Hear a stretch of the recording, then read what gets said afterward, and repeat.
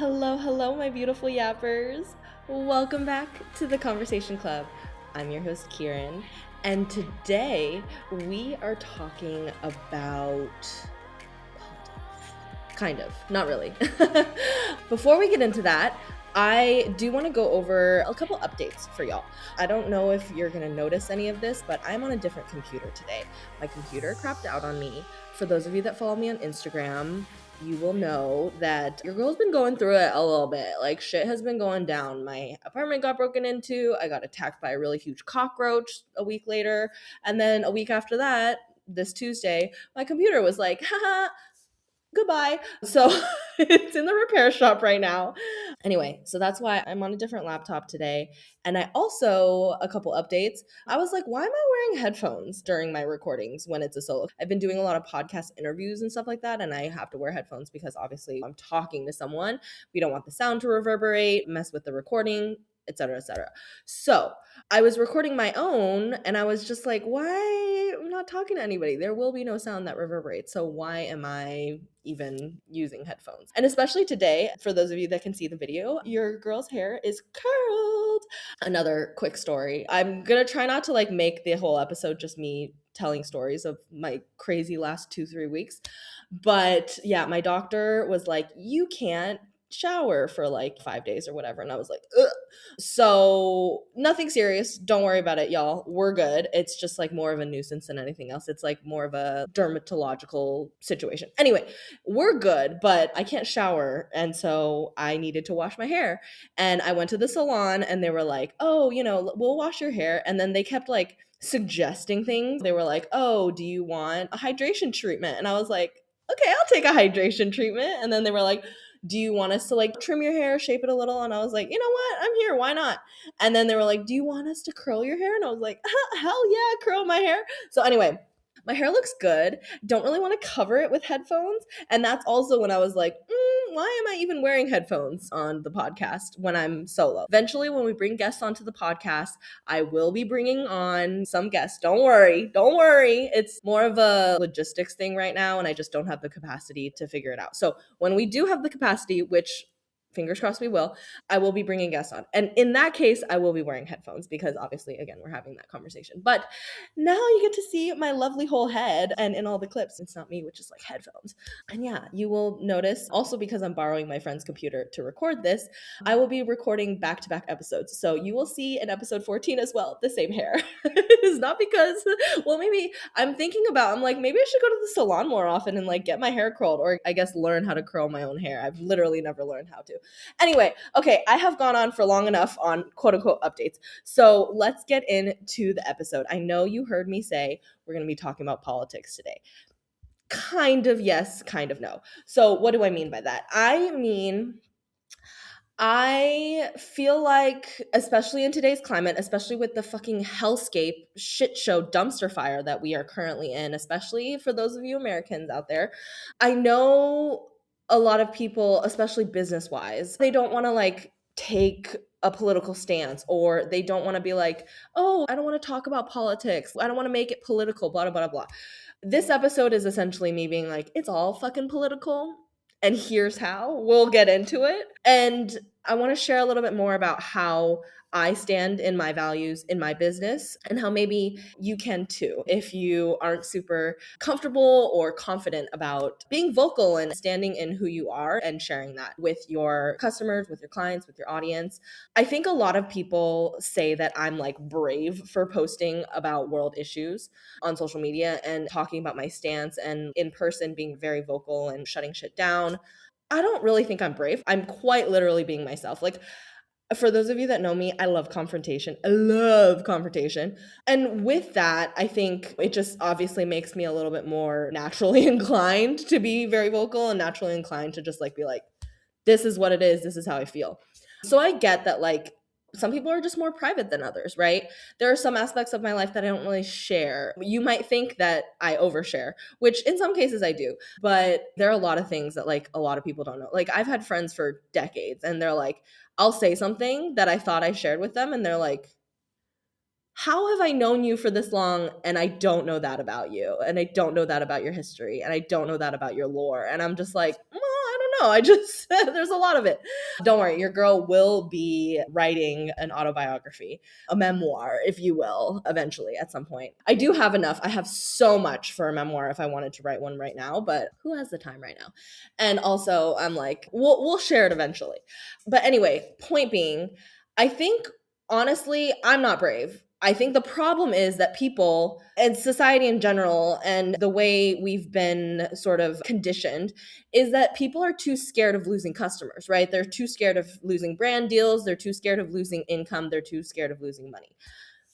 My thing is, why would you want money from people who don't agree with you, who support genocide, who support rounding up immigrants? Like, why would you want their money? Why would you want to work with them? That's my thing. And so to me, all I'm really doing is being firm, right? In who I am, in what I believe in believing that people deserve to live and not deserve to be fucking murdered. Like, I don't know. Anyway, we all hear a lot of these terms like, don't make this political, quote unquote, I don't know enough about the topic or the issue to speak on it. Or like, do you have to make everything about race? We've all seen and heard these either comments in the comment section or in real life or, wherever it is. A great example of this is Selena Gomez. She loves to be like, I can't speak to this issue. I can't speak to this issue. Like, da da da da da. Like, I'm going to quit social media.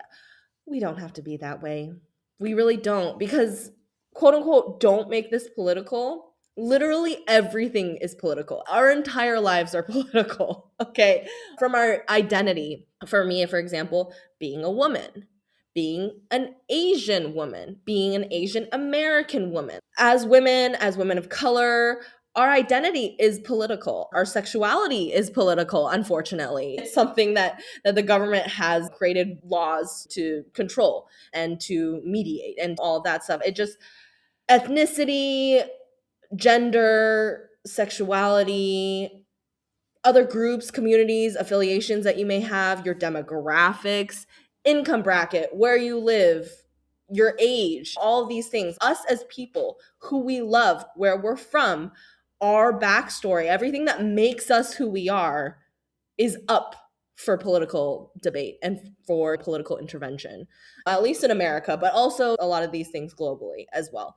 So it's like, don't make this political. Like, every single thing I do is tied to some kind of political maneuver, some kind of political action. Our entire lives are political. And so when you say, like, don't make this political, I'm not making anything. Like, it is so. It already is.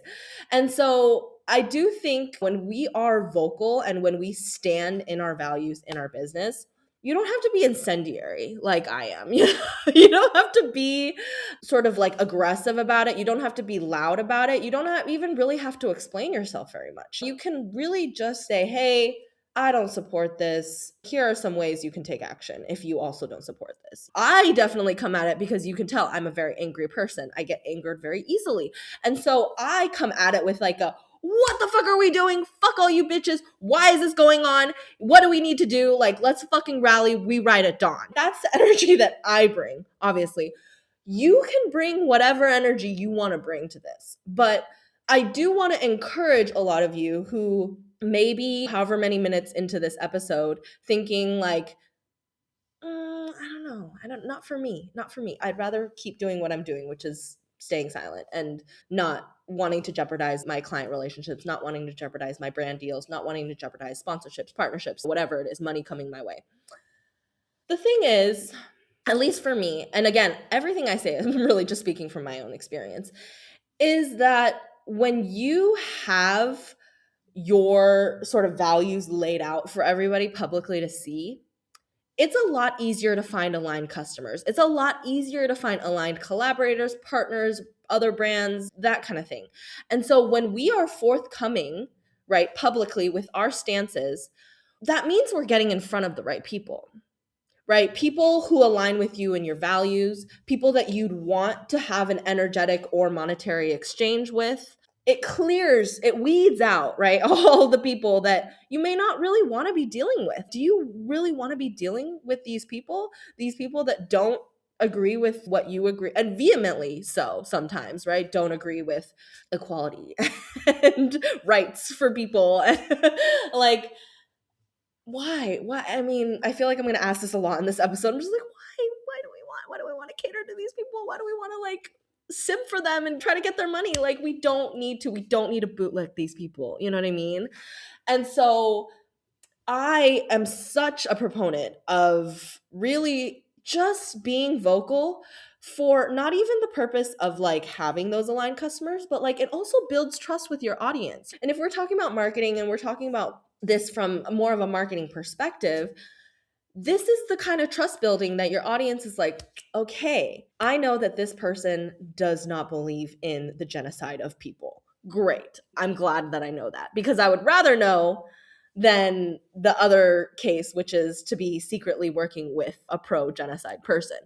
Not secretly on your end, just like that you're unaware that that's their stance, or whatever it is. But I just think that if we get it all out there and we are like, this is who I am, take it or leave it, it also kind of goes back to the mindset of it all, right? Like, it's a very scarcity mindset attitude to be like, I don't want to say anything. I don't want to ruffle feathers because I don't want to jeopardize my bag, my money, right?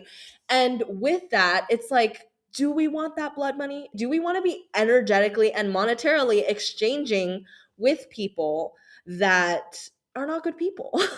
You know what I mean? Or just like are against the things. I mean, I'm not saying like stand in your values of like blue is the best color. Not that. I mean like global issues, local issues, national issues, those kinds of things. It just makes it so much easier when you're like, this is who I am. It builds trust with your audience. It gets them to that sale faster. I mean, if that's the goal, right?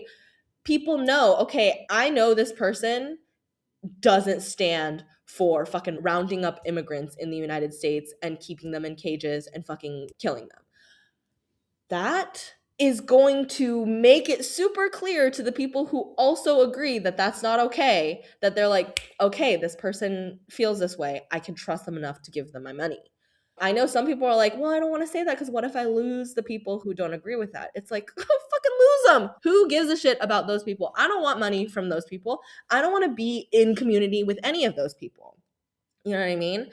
And so when I was younger, if you want an example of this kind of shit has actually showed up in my life. When I was younger, I was a lot more brash, which I know so many people meet me these days and they're like, oh my gosh, you consider this a mellowed out version of you? And I'm like, yes, I do. Because I have matured quite a bit, I'd like to think. I used to be so much worse. When I was in my teens and 20s, especially my early 20s, I was a menace. So much worse than I am now. I feel like now I can like rein it in a little bit, which I know some of you are going to be like, really? This is you reining it in a little bit? Point is, I used to be a lot more brash. I used to be a lot more careless with my words, which I'm still working on that. It's all a work in progress. I'm still young. I'm literally only 31. I'm just a baby, okay? No, I'm not going to infantilize myself. But the point is that I was young and I was a lot more like, I will burn whatever fucking bridge I need to burn. I don't give a fuck. So before I started my first business back in 2018, I was working at a company. And those of you who haven't listened to episode 1, go back and listen to episode 1 to get the full backstory. But the company that I left, I experienced racism, I experienced sexism. And so when I left, I was like, y'all are fucking racist, right? Like, fuck them. I was like, this is a racist place. I don't want to be here. Fuck this shit. I'm out. And probably not the best technique. Probably not the best technique. I've had, I think, at least one, but I want to say even two. I don't think three. Like one or two clients that I've had over the course of a little over 8 years that I have essentially gotten rid of because I've realized, okay, our values don't align. I don't need to be working with you. I don't need to be in any kind of working relationship, partnership, whatever it is with you. And the thing is, you don't really have to be confrontational, right? I say this to myself as well because your girl loves a little confrontation. But the point is, I realize you don't have to be confrontational. Like, you could literally realize a piece of information about someone and you could be like, okay, got it, understood. I will adjust my behavior now, right? And that happened at least once. I want to say at least 2 times where I had a client and I found out that either the CEO or the manager, like the person who was managing me, was problematic, right? And I did not align with their values and they did not align with mine. So, what I chose to do in those situations, instead of like blowing up and making it a whole thing, it didn't feel like it needed very public attention or anything like that. You know me, if it was ever the case where I'm like, people need to fucking know that this shit is going down in this company, I will share it. But yeah, essentially with those clients, I kind of just like ended my contract with them. I was like, hey, I don't think we can work together anymore. And here's our end date. And I chose not to like work with them moving forward after having learned the information that I learned about them. Of course, if they had actively done harm, right? Or it was a situation where I was like, people need to know, and I didn't want to quietly leave, I would have made my voice heard. And I encourage you to do the same, right? Obviously it's a case by case basis, but understanding like, okay, I can just leave, right? I learned my information, I know what I need to know. I'm done and I'm leaving. And then there are situations, of course, where you want to be taking up space, right? You don't want to quietly leave. You want to let people know that this company, this person, whatever it is, has actively done harm and is continuing to actively do harm. And I need to make my voice heard. I need people to know that this is going on, right? I don't have a lot of examples of clients that I don't align with and having to get rid of them just because I am very vocal about who I am, very publicly vocal about who I am, as many of you know. And so people know where I stand. And that really weeds out a lot of the people that wouldn't align with me. Like, it really weeds them out very easily for me. Again, you don't have to make all your content about this stuff, but like, let's not stay silent, right? Let's not let this go by without A, shedding light on it, and B, letting people know where it is that we stand when it comes to these things. So, some of the things that I'm about to get into are some of the things that a lot of people have said to me, like, oh, you're so brave for talking about it, or you're so brave for sharing this. And the thing is it's like, it's, at least for me, not that hard. But I do think for most people, it's really not that hard. Again, show up however you need to show up. Show up however it feels authentic for you, right? Sometimes it's more of a simple, like, hey, you can donate to this family here, or like, hey, sign a petition here, call your senators, call your representatives, like, here's a script, that kind of thing. Like, it doesn't necessarily have to be this whole like stories or post or whatever, like breakdown of everything, da da da da da. It really can just be, take this action. Take this action right now. Educate yourself on what's going on right now. And that lets people know without you having to be like, here's my exact stance on how I feel about X, Y, and Z, and da da da da da. And in this essay, I will like blah, blah, blah, blah. You don't have to do all of that. If that's what you want to do, please, by all means. But again, show up however you need to show up. Okay. So, like, for me, obviously, a little bit of a different example is just the fact that I am so vocal. For example, with my anti AI stance, right? If you haven't listened to episode 2, please go check out episode 2. It is basically part 1 of my of my anti AI episodes on this podcast. But for me, when I tell people I'm anti AI, when I'm very public and vocal about it, brands who don't want to use AI, who don't want to use AI in their content, in their creative work, they know that I'm the right partner. They know that they can work with me and they can trust that I will use my own brain for client deliverables. I won't be using any AI slop, that I won't be relying on something, a tool. There are clients out there that want their contractors and stuff like that to be using AI to like make their time more efficient, or, you know, whatever it is. But the reality is that, like, I have found so many brands who are like, thank God that you don't use AI. You know, it might be this like tool or whatever to make time more efficient, but like, everything on the internet is the same right now, right? Like, everyone's making the same content, everyone's saying the same things in the same ways. Anyway, the point is that, like, I, being anti AI, brands or clients who want to work with me, they're like, okay, we know that like she's coming up with this on her own and that she's not going to use AI. She's not going to use these shortcuts. She's not going to ruin the environment for the sake of creating some marketing content for us. And to me, I'm like, when I say I'm anti-AI, I'm like, if you are pro fucking tech billionaires and if you are pro destroying the environment, I don't want your money. I don't need your money. And that weeds those people out pretty easily. And then also with things like anti-ice. So this podcast, we do not publish on Spotify because Spotify has, if those of you who don't know, they have ICE recruitment ads on their platform. They allowed ICE to recruit on their platform. So I, in good conscience, could not post this podcast to Spotify. I just can't, because who am I if I'm not actually standing in the things that I say that I am, right? And I know that like, oh, it's going to help my reach to be on there and whatever it is. And I also know that like Apple and Google, obviously, YouTube, they're not problematic free. I know that. I know that. And unfortunately, we will get into this a little later in the episode. Unfortunately, it's very hard for us in today's world to be fully detached from all of the problematic institutions. So I get that, but also I was just like, I can't do that and also be on Spotify. Like, I just can't do that. So saying that publicly and sharing that publicly, I know some people are like frustrated by that, but like to me, I am standing in my firm stance of like supporting our immigrant communities, right? The ones who actually contribute to our country, countries all over the world. I'm talking about America specifically, but countries all over the world. And knowing and saying that I am anti-ICE, that I am anti-immigration fucking enforcement, what the fuck does that even mean? That people know I am a safe space for people of color, that I'm a safe space for immigrants, that I'm against police brutality and like virtually basically martial law, right? And so when I am anti-AI, I just combine anti-AI and anti-ICE. I'm like, I'm anti-AI-ICE.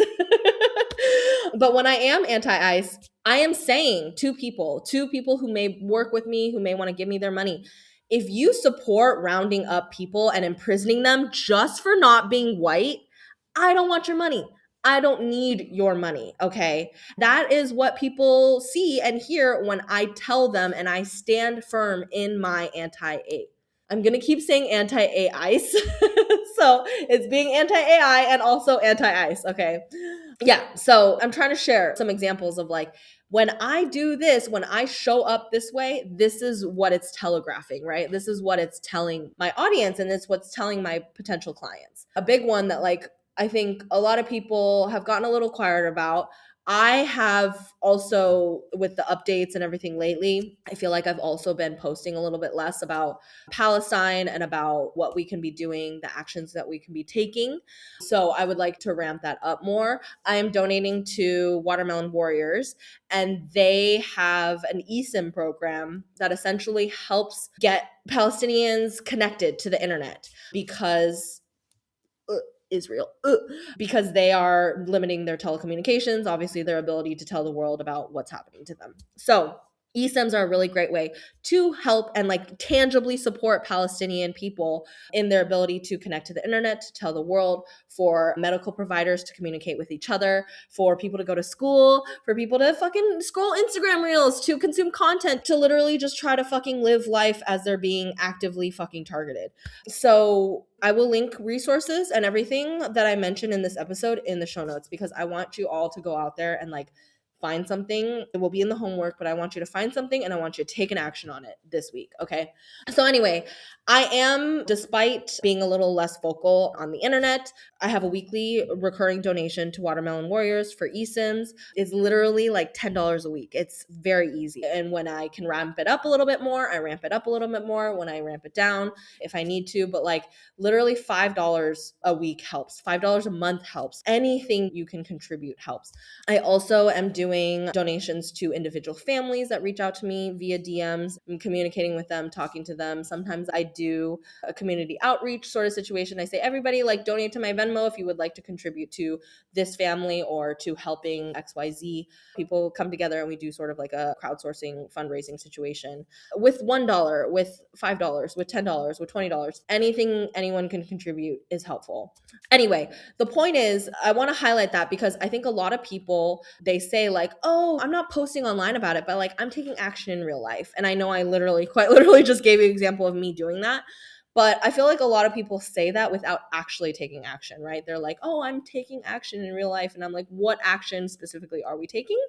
But again, it's not my responsibility to monitor you. It's not my responsibility to police you. And so I really truly hope that if people are saying like, oh, I'm not posting actively online, but I am doing things in real life, that they actually are doing things in real life. Because, and I will say this later in the episode because I really want to hone this in, silence is complicity. And that's why we share and that's why we talk. And so I'm going to publicly right now and just commit to myself that I'm going to be ramping back up on my posting and sharing more education and sharing more actions that we can take. And so anyway, point being, I did want to address that a little bit because I know a lot of people are like, oh, I'm not posting because of this, and I'm not posting because of that. And I'm just like, if you're actually doing the actions, great. But like, I feel like a lot of people, that's a cop out, unfortunately. But yeah, I mean, in regards to Palestine, I feel like that's the one that most people are like, oh my God, I can't believe like you're going to speak up about that. Like I want to take action, but I don't think I can talk about it publicly online. And I'm just like, people are being actively genocided right now. How are we at this stage at this point? I mean, I do want to hone in and I want to emphasize, and I will always say this in my content as well. Zionism is not Semitism. Okay, being anti-Zionist and anti-Israel does not mean you are anti-Semitic. Let's just get that out of the way. Also, I feel like there's just so many fucking bootlickers for AIPAC right now, especially in our government, especially in our representatives, unfortunately, because AIPAC has a lot of money and they can fucking buy people to fucking have their stupid little talking points or whatever it is. But like, also, to me, when I hear things in a conversation with either a client or they having a conversation with someone or however they're showing up online, and I hear or see any of those red flag talking points, the ones that are just like, oh, like they'll kill you if you're gay. Like, why are we supporting Palestine? I'm anti-Hamas, whatever it is. Fucking stupid red flag talking points. When I see those, I'm just like, okay, now I know that like we don't need to work together, right? Like, if you support genocide, I don't want your money. I don't fucking need it. We're good. I'm fucking good. Okay. I also really want to talk about being active in our boycotting and the things that we can do and that we should do as we are continuing to take action, right? So for those of you that are boycotting and have heard of the BDS movement, the Boycott, Divestment, Sanctions movement, it's Palestinian led. It was launched by 170 like Palestinian unions, refugee networks, women's organizations, professional associations, popular resistance committees, and other sort of civil bodies, civil society bodies in Palestine. And the goal is to do three things, right? Boycott, so withdrawing support from Israel's apartheid regime and not being complicit in any of Israeli like sporting or cultural or academic institutions from all international companies who are like boycotting them because they're engaged in like this active violation of Palestinian human rights. So yeah, boycotting those organizations, businesses, divesting, so divestment, to encourage and urge banks, local councils, churches, universities, whatever it is, institutions, to withdraw their investments from the state of Israel and all sort of like Israeli international companies and companies that sustain the Israeli apartheid, right? Weapons, oil, and not even those things. Like, it could be fucking baby products, it can be food, it can be CPG, it could be any of those institutions and brands. And then putting sanctions on governments to pressure governments to fulfill legal obligations, right? To end Israeli apartheid. So yeah, not to like aid in its maintenance, not to aid in the continuation of genocide, right? To like suspend their membership in things like FIFA. Like, why are they still in the fucking World Cup? I know the World Cup just happened as I'm recording this, or no, it's actively still happening, right? I don't know. I'm not paying fucking attention to it. But that we are not just fucking allowing them to exist, right, within those organizations, because why? It's not a real fucking country and it's dumb anyway. Point being, the goal with boycotting, divesting, and sanctioning is to ultimately end the occupation, right, and colonization of all Arab lands, to recognize the rights of Arab Palestinian citizens to full equality, and then also respecting, protecting, and promoting the rights of Palestinian refugees to return to their homes and properties as stipulated in a fucking UN resolution. UN Resolution 194. You can fucking quote me on that. But anyway, this movement has, I think, highlighted a lot of the ways that we as consumers can actively take action in standing in our political values, in standing in who we are in our business. We are not going to work with Target. We are not going to work with McDonald's or Starbucks or Amazon or Coca-Cola or Nestle or any of these companies that we are boycotting, because we don't want to fucking promote and contribute to the wealth that has grown towards and contributed towards fucking continuing to fund this fucking genocide of people. So anyway, boycott, divestment, sanctions, the BDS movement. It's Palestinian led and it was Palestinian founded. Boycotting, divesting, and sanctioning. Boycotting can apply to other causes beyond Palestine, right? You can be anti-ICE boycotts. You can not want to support pedophiles. You can not want to support problematic people, artists, whatever it is. So boycotting is a really great way of withholding our dollars, of saying with our money, which is one of our most powerful voices and tools for communicating, is to say, I am not going to contribute to this company for the reasons of they are fucking actively contributing to the harm of people, right? Whether it's like 2, 3, 5, whatever steps removed from the actual killing and murdering, it is still contributing to that cause. I know a lot of people are like, oh, boycotts are hard. I order from this place to save myself. It kind of goes back to the similar AI talking points. It saves me time. It makes my life more efficient. It helps me in XYZ way. And the thing is I know there are so many people out there that are like, I cannot do this because I need it for this reason. I have a medical condition. This does make my life more efficient. It does help me a lot. And I'm like, I get that. It's not that I don't recognize that. I really do. Being anti, not using AI, boycotting these companies, it's not easy. It's not always easy. It's one of those things where it's like, what are we willing to sacrifice? What are we willing to do to not contribute to people being murdered, to being mass murdered? What are we willing to do to say, this is not okay? I will not support this. And I know a lot of people are out there and they're like, what is me? What is one person, me, gonna do? Not fucking buying from this company. What is that going to do? But the thing is when we all take action together, we think about it. Like, we've all watched Finding Nemo. We know how this works. When all the fish work together and fucking swim down, the net comes down, okay? One fish doing it by itself is not going to do anything. But when we collectively all work together and fucking don't support these institutions, it works. Boycotting works. I should have looked up some stats and I apologize and I didn't, but I'm going to link some in the show notes. Okay. I apologize for not having it ready for this episode to share it with you, because I was just like, as I was speaking, I was like, oh, it would have been helpful to have these stats.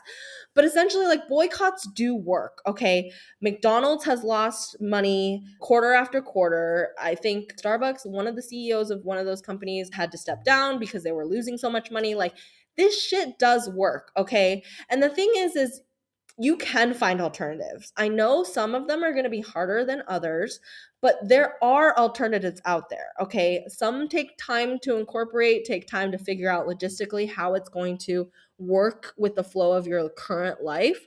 But the thing is like, can we just do 1% less? Even if we're like, I need to go to Target.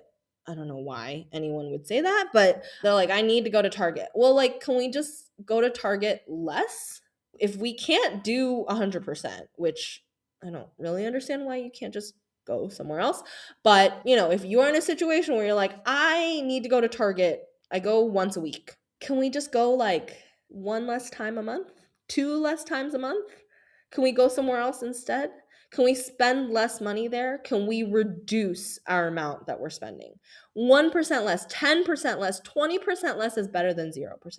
Obviously, we want to get to 100, but sometimes that's a process, right? And again, I'm still unlearning this because I'm trying to unlearn my American sense of urgency, but you do not need things urgently, okay? You just don't. You don't. You can buy local, you can support small businesses, you can do all of these things. It's gonna take a little time sometimes. It's gonna take a little more time. It's gonna take a little more effort. And I know a lot of people are like, I shop at Target, I shop at Amazon, I shop at whatever for convenience. And this takes away the convenience of it. It doesn't save me time. It doesn't whatever. 1% less. Let's just try 1% less. And then maybe we're like, okay, we could do the 1%. Let's try 2% less. Okay. And let's just work our way up to 100%. I know it might take a little bit of time, but it is well worth the effort. Okay. And I know a lot of you are out there. People have said this to me before. They're like, so if you're so anti capitalist, like, why do you have a business? Why are you trying to make money? We need money to survive. Unfortunately, in this world, that's how this fucking system works. That's how it was fucking created. Okay. Being anti capitalist doesn't mean I don't think you should promote your product for sale. I don't think that promoting your product, your service, whatever for sale for money is a bad thing. I think, as an anti capitalist, and what anti capitalism means is you are against the exploitation of people for labor and profit. Okay. There should not be billionaires. Okay, billionaires should not exist. Billionaires only exist because someone has been exploited for this person to become a billionaire. And not someone, many someones, okay? Tens of someones, hundreds of someones, thousands of someones, right? There should not be wealth inequality. Okay, 5 people should not hold the large majority of wealth in the world. One person should not be a trillionaire. That should not exist. That should not be a fucking thing. Okay? So, what am I saying? What am I saying here? I'm saying that being anti-capitalist, it doesn't mean that I don't want to make money. I do want to make money. Unfortunately, we need money to survive in this world. But I am against people being exploited for that money, for obscene amounts of wealth, right? People being taken advantage of, people being fucking undercut, people being mistreated, people being fucking put in really, truly inhumane conditions. That's what I'm against. That's what I'm not for. Okay. That's what anti capitalism is about. So, for those of you that are like, she's talking about, we want to boy, we don't really give money, but she's also asking for money, whatever. Sorry, this topic really gets this side of me out. So, thank you for bearing with me. I do want to talk a little bit about mutual aid. For those of you that aren't familiar with that term, mutual aid, it's not charity. Okay. We are talking about supporting our communities in a very like rising tide lifts all boats concept. It is social solidarity. It is not charity. Okay. I know a lot of people think mutual aid is like, oh, I'm just like giving money to people and that's charity, blah, blah, blah, blah. Mutual aid is quite effectively a system, a structure of community and cooperation. It is building this like bottom up structure where we're not relying on state or wealthy philanthropists to address our needs and to address issues. We're emphasizing this like very horizontal network of solidarity. It's not this top down solution or situation, trickle down economics.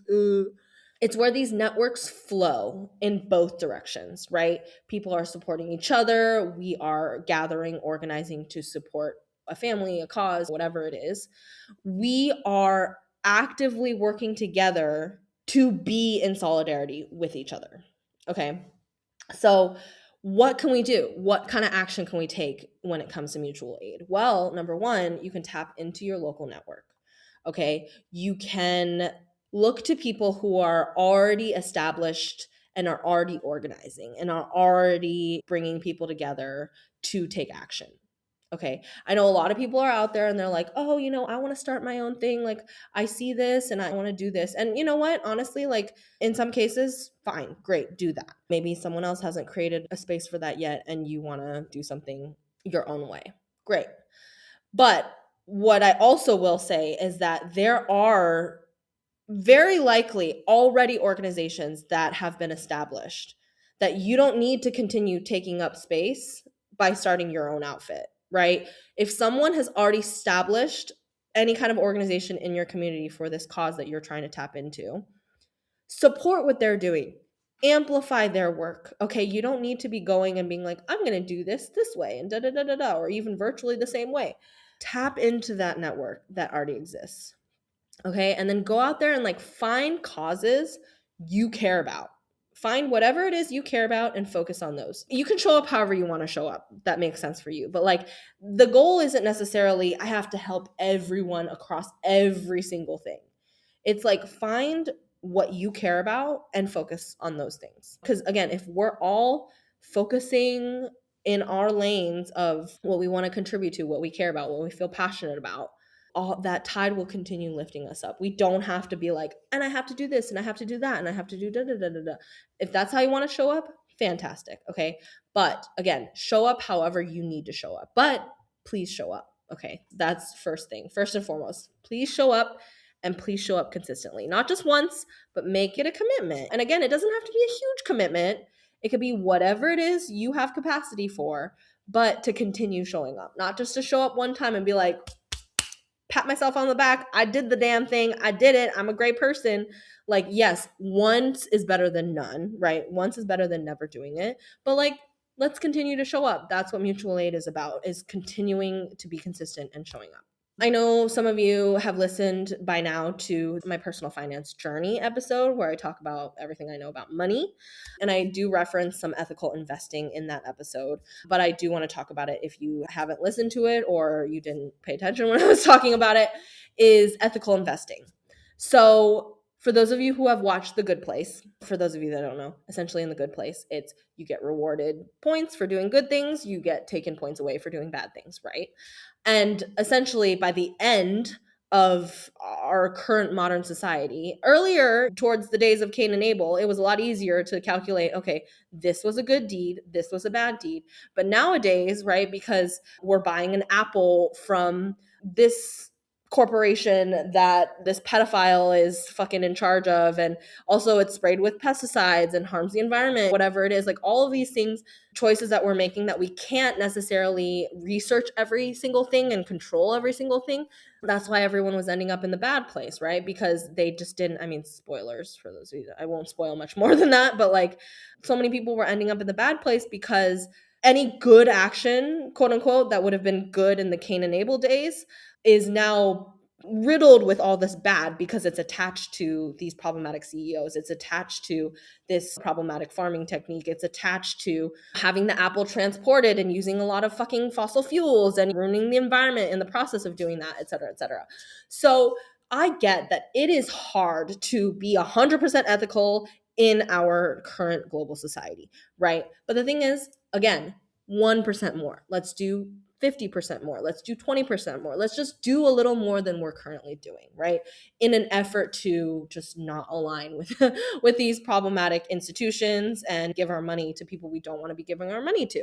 And so when it comes to ethical investing, Amanda Holden, love her. I will link her in the show notes as well. Dumpster Doggy, she does a really wonderful job of not only in invested development, her course. Again, this is not sponsored.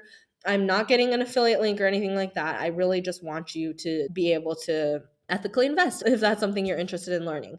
And so she teaches not only in her course, but actually like in workshops and stuff. And there are a lot of free ones too, and are very accessible priced ones. So definitely go check them out. But she teaches how to like screen out weapons and screen out oil and screen out, I believe, AI as well, but don't quote me on the AI part. But I do think Amanda's so fucking awesome. So anyway, she teaches how to like screen that shit out of your investments so that you're not investing in weapons and oil and the harm of people. And again, I get that it's hard to achieve 100% ethical behavior, but we are going to try to get as close as we can. Okay. All right. Okay. I know this is going to be a little longer episode. I really have been trying to like keep my episodes shorter, but you know, your girl can fucking yap. And so, okay, I'm going to try to keep it nice and short and sweet. When we're talking about speaking out, because that's what this episode is about, standing in our political values, standing in our values as business owners, start with what impacts you, right? If you're like, I don't know what to talk about, I don't know what to speak about, just start with what impacts you personally. Do you come from an immigrant family? Do immigrant communities impact you? Your gender identity, your sexuality. It is easier to speak to things when you can relate to them. Of course, when you can tell your own story or you can relate it to your own story or the story of someone you love or care about. Start with those things because that's an easy place to start, right? And you can go from there, right? Again, we're putting in the reps of like, okay, I can say these things, I can do these things, and no one's gonna cancel me. I'm not gonna lose my clients. Again, losing clients who don't agree with basic human rights, not a bad thing in my book, but I digress. But I do want to encourage you when you are speaking out about things to remember to amplify the voices of people who are already doing the work, right? Especially if you are white, I would really like you and encourage you to defer to people of color who are doing this work, amplify them, hold space for them, don't talk over them, don't try to correct them. They are speaking from their lived experiences. Okay, so remember not to be taking up unnecessary space. Give other people a platform, amplify them. Okay, you don't necessarily need to be contributing your voice by speaking over people. Okay, and also, really just start small. Speak from what you know, speak from what you've researched. You don't have to be an expert on a topic, okay? I don't agree with genocide. Saying I don't agree with genocide, that's all it takes. That's all you have to say. You don't have to know everything about Palestine. You don't have to know everything about its history. Doesn't hurt to educate yourself on that, okay? Doesn't hurt to do that. But you don't have to be an expert on any topic to speak and say, I don't agree with XYZ. I don't think that we should be fucking mistreating people in this way.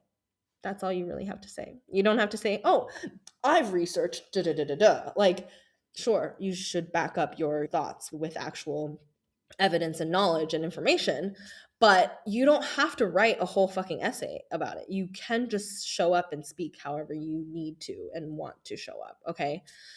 And just really stand in those values. You know what your values are. Speak from your heart. Speak from your lived experience. Speak from your point of view. Show up authentically as yourself because, like I said earlier, silence is complicity, okay? When we stay silent, it is automatically taking the side of the oppressor.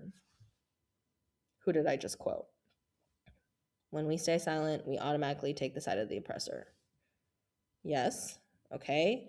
So when we say that, when we do that, when we're not saying anything, actually, when we're not doing anything, it allows this to continue to fester. It allows it to continue to grow, to continue to mutate, and to allow those stupid talking points to be the ones that people hear. When we share online, when we share in our everyday lives, when we're talking to people, it helps prevent these terrible systems from growing, from taking over, right? It helps make sure that they don't grow in the darkness, that they don't continue to like create these intricate webs and root systems and networks because we are shedding light on it, because we are talking about it. So, we're going to do one more test, okay? One more time to answer this question. When we say being silent is taking the side of the oppressor, who are we quoting? We're quoting Elie Wiesel, okay? Someone who actively experienced what the oppressor can do. So, your homework. Don't stay silent. Don't stay complicit, okay? Today or this week, I would like you to share one thing on social media about a cause that you care about. Any cause that you care about. Local, national, global, personal. Share something on social media. One thing. And then also think about, is there a fundraising effort you can organize? Is there something you can do to support a cause, an institution, people, whatever it is? Even if it's like what I do, which is crowdsource and say, hey, like contribute to my Venmo if you want to help this family.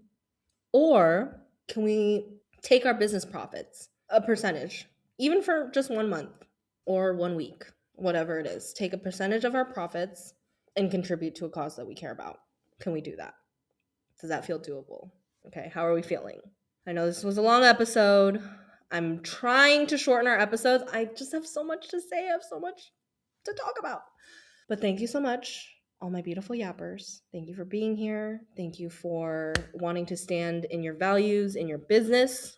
I hope you enjoyed this episode. I hope you learned something. This is not the last time we will be talking about these things. Do not worry. I definitely want to do like a full boycott, divestment, sanctions episode. But here we are. We are like an hour in, or almost an hour in. Thank you for being here. I appreciate you all. And I will see you next week. Ciao, ciao. If this episode gave you something to think about, take it and do something with it. If you want more of this, or you just want to see what my life actually looks like, come follow me on Instagram at It's Almost with 2 L's. I'll be sure to link it in the show notes. You can also follow me at Almost Consulting for some juicier, spicier takes. And if you're serious about getting your emails to convert, you can check out the Conversion Club, our monthly email marketing membership for founders who are ready to turn email into their most profitable and sustainable sales channel. With expert guidance, plug and play tools, and strategy you'll actually use. Check it out at the link in the show notes. I'll see you in the next episode, yappers.